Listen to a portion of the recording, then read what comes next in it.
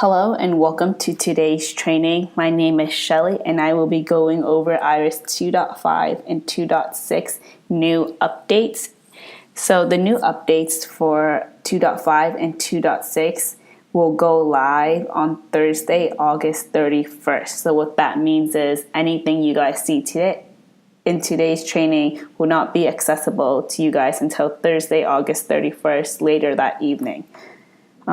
The layout for today's training, we will discuss the new updates made within the case manager role, followed by changes in service delivery, and finally changes within administration. We'll go ahead and dive in. So the first new update we have within Iris is the ability to set up auto exit enrollments. So this is again an option. You don't have to have it set for your program. But if a client has no encounter within a certain period, the client will be automatically exited. So I'm going to show you how you can configure that. So this is something for the admins to configure, and case managers, you will see your clients automatically exit after an X amount of days if there are no encounters or services / activity delivered to this client in that particular program. So under your navigation for administrators, you configure this. So you go to administration, select the program that you would like to set this up for, click edit in the top right corner, and underneath the detail sections, it's the allow automatic exit. So you're going to select yes, and then you have to select an amount of days where there are no activities for this program that the client will be automatically exited. So I'm going to go ahead and type 30 and click done. So again, what this means is if there are no activities for this program for that particular client, the client will be automatically exited within 30 days. So what does that mean for the exit form, and what does that mean for the client? The client is removed from that particular program. In this case, the non-HMIS program, it will show an enrollment of when they were enrolled, and then the exit date would be the 30 days that they have not been delivered an encounter or any activity showing. So what does that mean for the exit form? The data in the exit form will pull from previous collected forms, and if information is not available, Iris will record it as data not collected. If the data is not available, Iris will record the following. So for destination at project exit, Iris will record it as no exit interview completed. And then for housing assessment disposition, Iris will record it as applicant terminated assessment prior to completion. Again, this is an option that admin users can configure. You don't have to have your clients automatically exited. Again, this does not remove clients from Iris. It just removes that client's enrollment for that particular program if there are no activity within 30 days. Another new update within case manager / this is something that the admin set up is within services. So within services, there are new 2 components that allow users to capture more information. So I'm going to go ahead and select edit for this service. So 2 new components we added are reference number and requesting org / program. So for the reference number, there's a text field of 45 characters maximum. And then for requesting org and requesting program, it's a single drop-down list of all the orgs within your group and all the programs within the selected organization. I'm going to actually show you guys what that looks like when it's configured. So we're going to go ahead and pull up a client really quickly to look at that.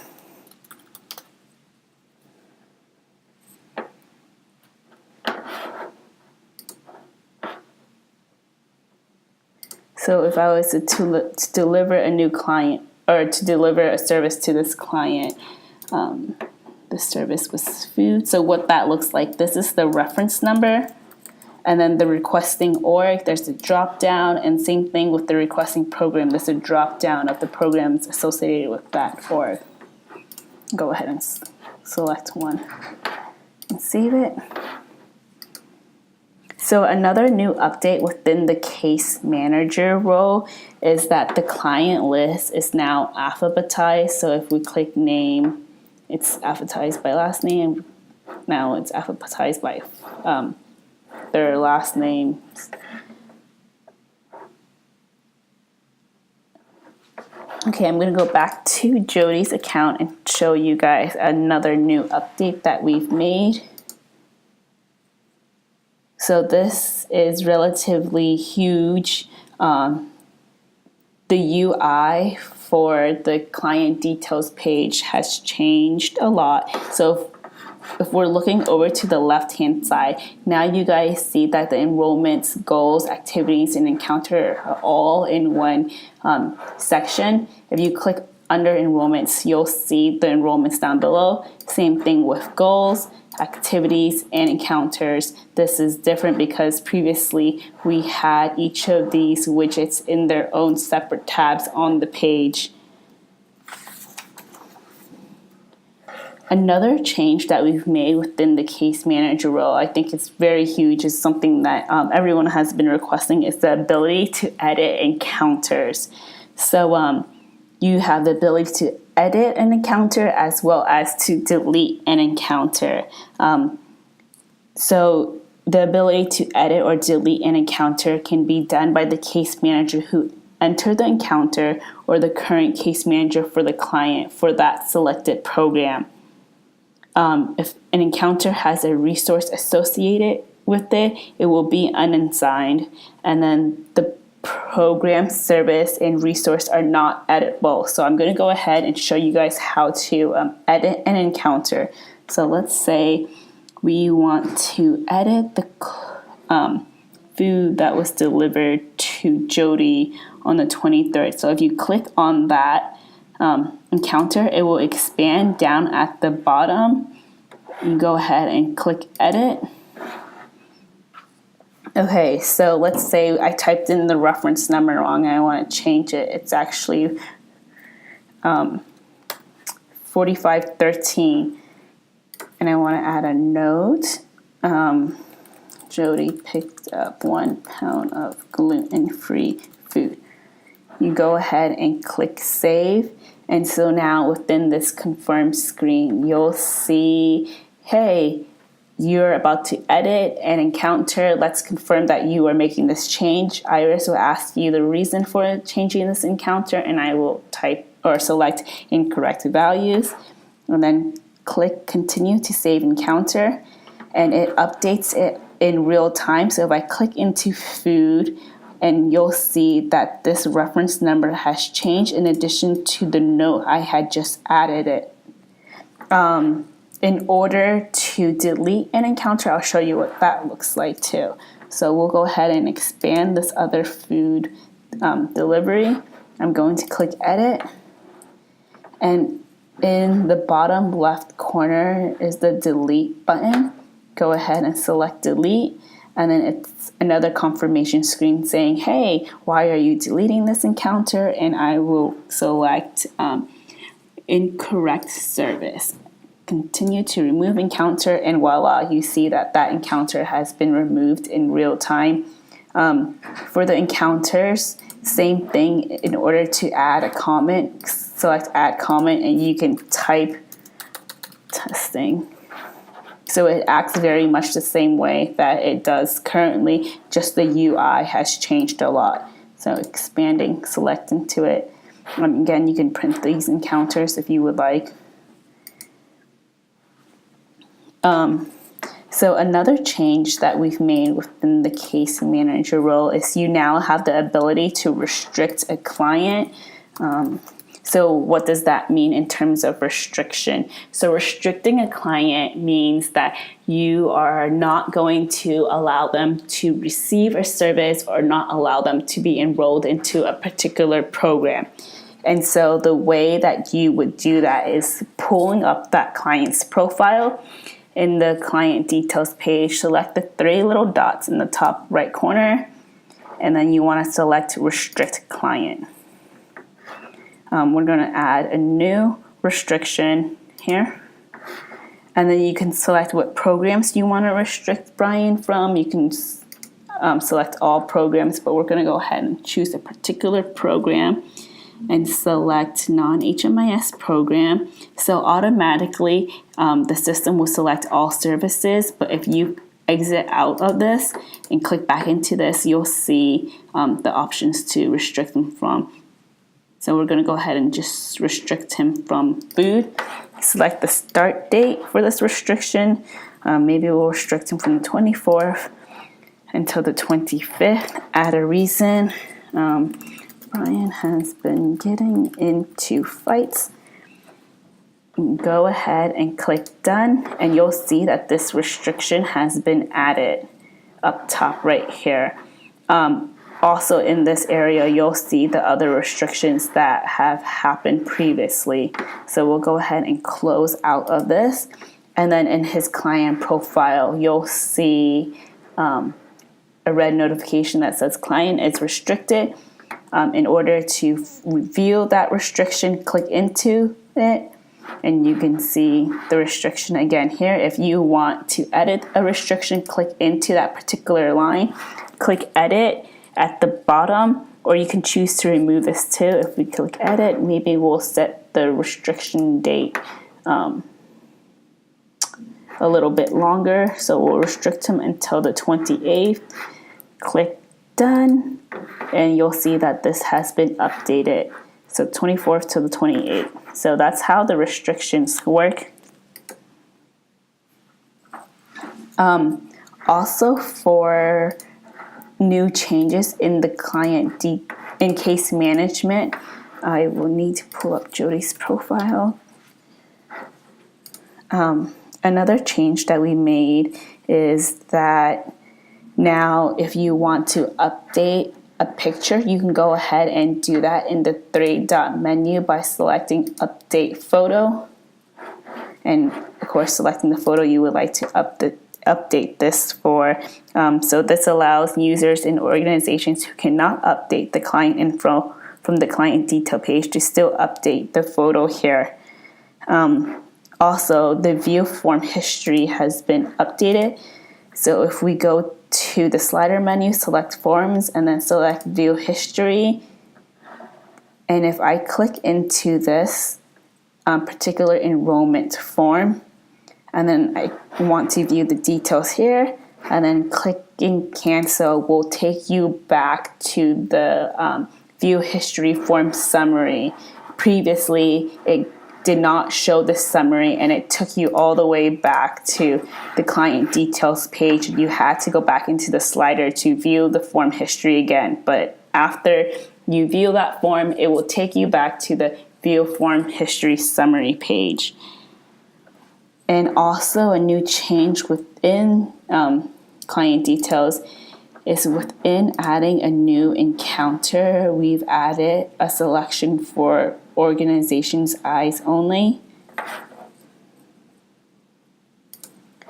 Okay, that's all the updates that we have for the case manager role. We're going to transition into the service delivery role. Okay. Oops, service delivery.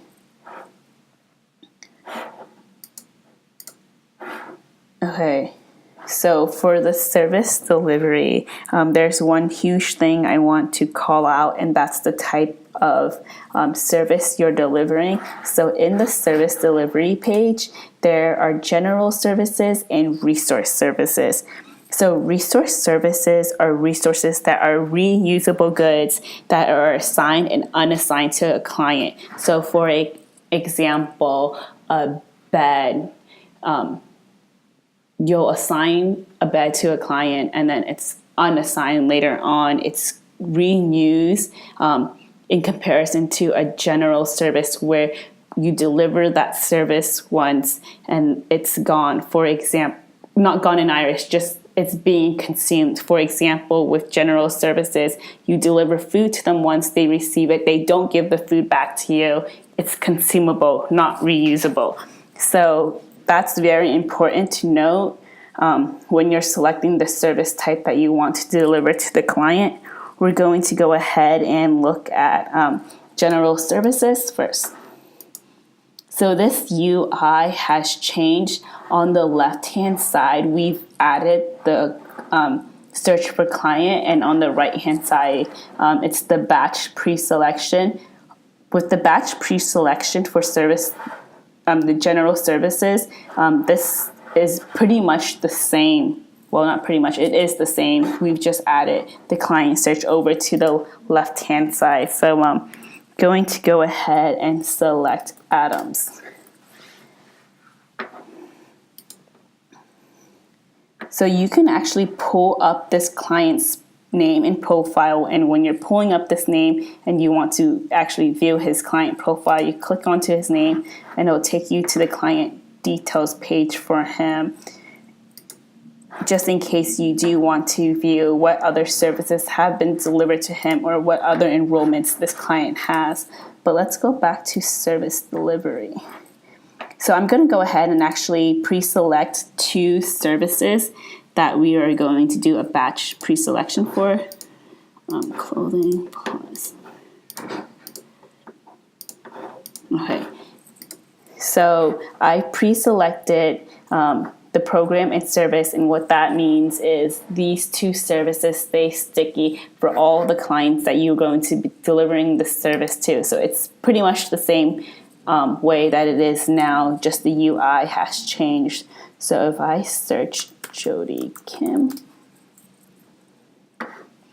okay, so it has pre-selected this service for her, and it did not pre-select the other test program with service of S1 because she is not enrolled in that program. I'm going to go ahead and exit this and click save. Oh, sorry, no, cannot be empty, testing. And click save, and then the encounter was successfully added. Now, if I chose Chris Adams, he's enrolled in both this non-HMIS program as well as test program, and we already pre-selected those services. So we're going to go ahead and click save, and those encounters slash services have been delivered to him. So that's general services. The UI has changed with the search being on the left-hand side, and you're able to navigate to that client's profile by clicking on their name. So let's go ahead and discuss resource services. Select the location, select the resource type. Okay, I'm going to go ahead and pull up Jody Kim.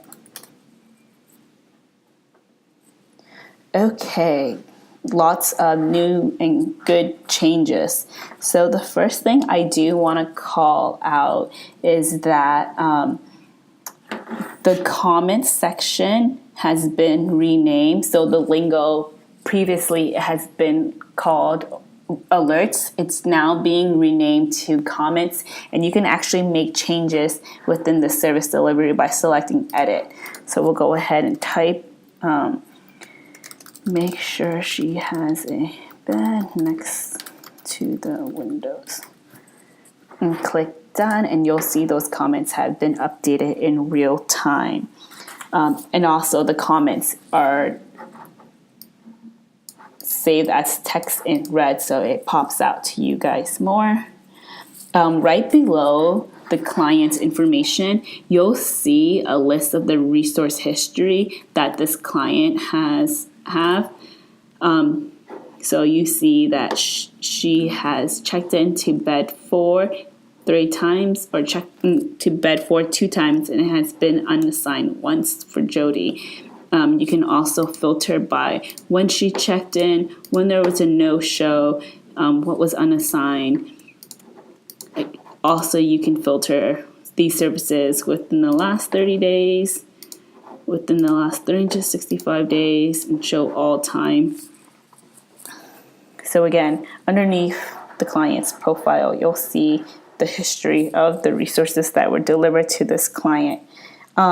If this client for this particular resource and location has not been assigned to a resource, you'll see over to the right hand side that it's a new assignment. So that just makes it easier for the case manager to know, hey, there's nothing assigned to this client. So within this resource pool right here, it will go over these new updates. So anything in green is an available resource. Anything in gray means that this resource is temporarily unavailable. If you click onto the green, you'll see that it's available. Click into the gray, it'll say out of service. Click into the red, and you'll see who has been assigned to this resource. So we see that Dennis Adams is actually assigned to this bed. We're going to go ahead and assign Jody to bed 21 and select checked in, and it updates. Let's go pull up her profile and see these changes. So the first thing I do want to call out about this is, hey, look, now it says existing assignment because she is assigned to a resource bed. You'll see that she's assigned to resource bed 21.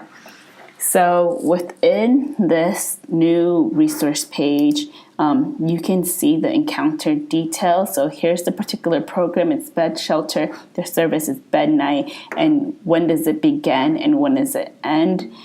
And the encounter date for this as well. If you're an organization with multiple resource pools at different locations and you filter that criteria or make bed arrangements by gender, you can actually filter and see what's available based off of these search criteria. So available, unavailable, what's out of service. I'm going to do all. So to make a resource temporary out of service, you would click into it and then select edit and then select the check mark, place resource out of service, and we're going to type back leg of bed is broken and click save. So now you see resource 4 has been made temporarily unavailable. I want to click into resource 5 and select edit. And let's say we fix this. So you would just unselect the out of service box, click save, and now you see that it is available. You can also change these assignments. We can unassign this resource or record a no-show in this profile too. I'm going to unassign the resource 10 and click save. And in real time, this updates to say, hey, bed 10 is available. So I actually do want to go over this list view too. It's great for batch check-in. So let's say 3 clients come in and they're all family members. Rather than just pulling up all their profiles and checking them in, you can do a batch selection. So if we select, you'll see who was assigned to what's out of service, what's available. I'm going to select all 3 of the Kims, and you'll see down here there's a batch pre-selection of 3. You can choose the action. I can say batch no-show, batch unassigned, but we're going to do check-in and then click save, and 3 clients were successfully checked in. So that's all of the changes for resource delivery. We are now going to transition into administration updates. So the first new update that we have within administration is that there's now a bank of forms that you can associate to a program. So previously in Iris, if you had 2 programs, let's say food and bed shelter, and you had the same intake form for both food and bed shelter, you would have to create 2 intake forms and associate it to that program. Whereas now it's just one bank of forms that can be associated to all of your programs. So what does that look like? I click into test program. I'm going to click edit, and within the intake forms, you'll see a drop down of all of your bank form. So rather than just associating a particular form with a particular program, it has a drop down of all the forms. And same thing for the other fields within this area. It's a bank. So that's the first new update. We're going to go ahead and click done. Also, within these forms, previously when you created a form and you accidentally created a form or a program, you had to archive it, but it still showed up in the list. That's no longer showing up in the list. If you create a form and you want to delete it, you can delete it rather than it just saying archive and being grayed out / not active.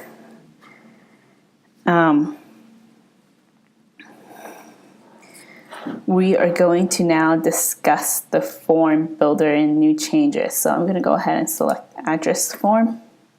So the first new update within the form builder is when you select add new category, it now scrolls down to the bottom of the form. Previously, when you select add new category, it just stayed at the top rather than taking you all the way down to the bottom. I'm going to exit out of this. Also, within the form builder, when you add a field, so if I just selected date of death, it grays out that field selection. Previously, when you selected a particular field, it would remove it from the list completely. Now it just grays it out. So if I exit date of birth, you'll see that it's back grayed in and is now an option. Also, within the form builder, you can go back and forth and preview. So you'll see what this form looks like in real time when your case manager intakes does an assessment. And now we're going to go back to editing the forms. So that's nice because now you don't have to actually save the form and then click back into the form and see what it looks like. You can just go back and forth and preview the form in real time. So within the form, data will automatically pre-populate from the group based on your sharing rights. So within sharing rights, there are new updates to the sharing framework that I want to discuss. This will be in the release notes that you guys will all have accessible to you. So we're just going to quickly go over these changes within the sharing framework. So first, previously, basic information was shared across organizations, but now IRIS requires the client to consent to share basic information. So that's anything from your first name, last name, your date of birth, your age, that all has to be consented at the client level. 2, data will be stored by the program / form, but cumulative changes are always to be shared at the client level. Client activity by program is treated as personal data for sharing. The only exception is when you select for case manager eyes only or organization eyes only, which is never shared. If the program or enrollment is set to private, it does not apply to client data. And last, when a client already exists in IRIS and has a new enrollment and a sharing right within a group, the data that populates for the enrollment depends on the group's definition. So those are new updates within the sharing framework. And again, those are all in the release notes. And last, there are ontology updates. So field dependency is now based on age. So for example, the field veterans, if there's a client that's 15, IRIS will recognize that, hey, this client actually isn't eligible to be a veteran, so that will not be a question for a client that's less than 18. Client does not know, client refused, or data not collected cannot be selected for the race field. You have to identify what your race is. And a last change is previously, yes was in all capital letters, YES. Now it's just a capital Y. That's all I have for today's training, guys. Thanks so much. Bye.